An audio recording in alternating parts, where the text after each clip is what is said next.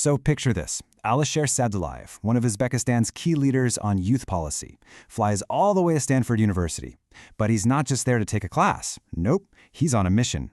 He's carrying this heavy weight, basically the future of his country, in the form of more than 50 massive questions. He was looking for a secret formula, a roadmap. What he found, though, was something way more powerful. You see, he landed in Silicon Valley thinking he'd find these really complicated solutions for his country's really complicated problems. But instead, he stumbled upon this one single, almost deceptively simple idea, an answer so profound that it just completely rewired his entire way of thinking about how a nation can really truly succeed. And that's the story we're going to unpack right now.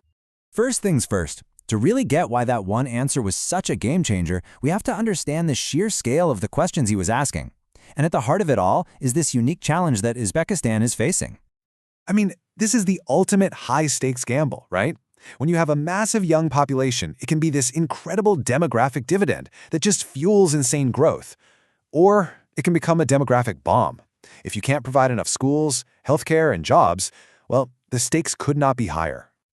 Let this number sink in for a second. Every single year, almost 1 million babies are born in Uzbekistan. 1 million. That's 1 million new futures that need educating, 1 million new people who will eventually need quality jobs.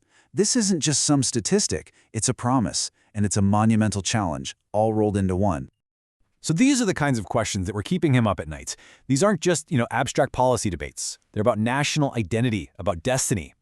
The goal isn't just to get by. It's about building a country where young people can hit their full potential right there at home and shine on the world stage. Okay, so Sadulayev's first huge breakthrough didn't come from a textbook or a lecture. It came from just observing the culture of Silicon Valley. He realized there was this fundamental difference in how people there think, and he calls it the venture mindset. And he told a story that just perfectly illustrates it. So, at one university, a professor and his students win a startup competition. What does the university do? It sues them for using its name. 6 months just wasted in legal fights. Now, a similar thing happens at Stanford, and in 5 days, the university sends them a letter saying, "Congratulations, we want to be your partner." See the difference? One system sees a threat. The other sees a massive opportunity to win together. And this mindset, it's not just about venture capital and money. It's a whole philosophy. It's about accepting that failure isn't just possible, it's part of the process. It's built on this healthy paranoia that if you're not innovating, somebody else is about to make you totally irrelevant. He saw this contrast in everyday life, too. In a lot of cultures, the big dream is local, right? A better house, a nicer car than the guy next door. It's a game of keeping up with the Joneses. But in Silicon Valley, the dream is global. People literally wake up thinking, how can my idea reach 1 billion people? It's a total shift from competing with your neighbor to competing with the way things are. And this is it. This brings us to the moment where it all clicked. The one lesson that unlocked everything. And it wasn't delivered in some grand speech, but through a dead simple classroom rule. So Sadulayev describes being in this class with CEOs and big-shot leaders from all over the world. And people are just tossing out these wild, sometimes kind of silly-sounding ideas. And he's feeling a little hesitant, worried about saying the wrong thing. That's when the professor explained the rule, the absolute foundation of the entire class. Just let that sink in. Not give it your best shot, not think outside the box. The rule was absolute. There is no wrong answer. This wasn't just some nice, friendly suggestion. It was the operating system for innovation. It was basically giving everyone in that room permission to be brilliant, to be weird, to be bold, without that crippling fear of being judged. And the professor explained that a lot of the crazy ideas that got laughed at in that very same room years ago, well, they're now the billion-dollar companies that basically run Silicon Valley.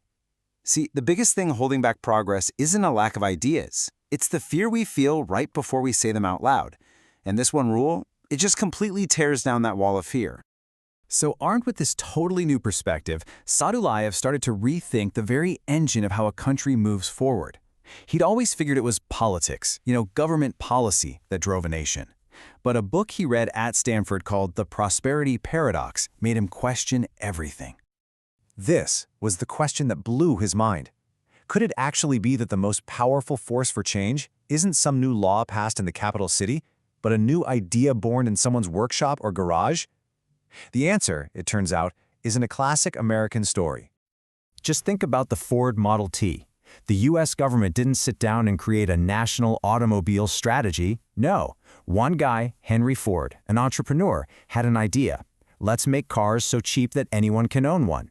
And that single innovation didn't just create one industry, it created dozens. It sparked the need for highways, which created construction jobs. It demanded more steel, more rubber, more fuel. It gave birth to motels, diners, the entire idea of a road trip. What this really shows is that while governments are super important for setting the right conditions, that real, game-changing prosperity is often sparked by innovators who are free to chase a crazy idea. The goal of policy, then, should just be to create more Henry Fords. So, how does this all wrap up? This whole journey, from Uzbekistan's huge demographic challenge all the way to Stanford's venture mindset, it all comes together in this powerful new vision for the nation's future. This is that traditional idea of success he was talking about. It's tangible, sure, it's comfortable, but it's also really limited. It's a dream that's defined by what's right in front of you. And here's the pivot. The new dream isn't about what you can consume. It's about what you can create. It's not about keeping up. It's about leading the way. It's a mindset that looks past the neighborhood and asks, what problem can I solve for the entire world?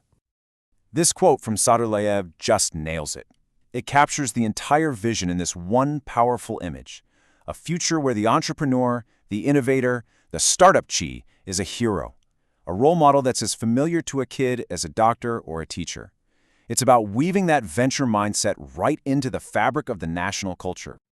And so the journey ends where it really has to begin, with a question pointed right back at all of us.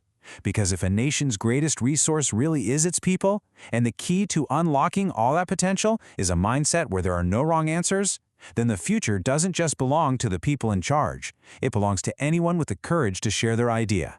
So, what's yours?